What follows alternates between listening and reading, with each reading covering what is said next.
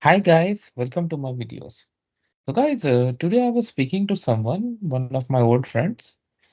He has come from India a few years back, I think last year or year before that, on a closed work permit, and he's working here.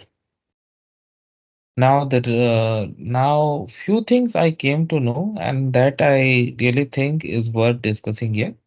So I'm gonna discuss, but before I proceed further, if you have not already subscribed to my channel, please go ahead and subscribe right now without any delay. Just want to clarify, I'm neither an immigration consultant nor I'm a government body.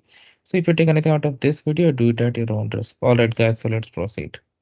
He is here in Canada on a work permit. Okay. Now I asked him some questions while we were talking.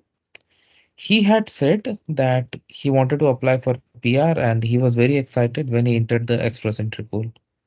But now, when I'm talking to him, he is really disappointed. Despite having a significant amount of Canadian experience and still working here in Canada, he is not sure if he's ever gonna get an invitation to apply. While all category draws are still being conducted, but if you see at the same time, um, the cutoffs are staying much higher. Okay, and that is why so many applicants are not able to go through that. Okay, so what is the solution? Should it be done? Now, in my opinion, those who are already in Canada have higher chances of becoming successful than those who apply from offshore without any prior Canadian credential. Somebody who is on a closed work permit and has gained significant Canadian experience after getting Canadian permanent residence, it's going to be easier for them to look for jobs, right? Other jobs, other contribution, whatever. And moreover, they know and understand the Canadian society as well, right? After spending significant time here.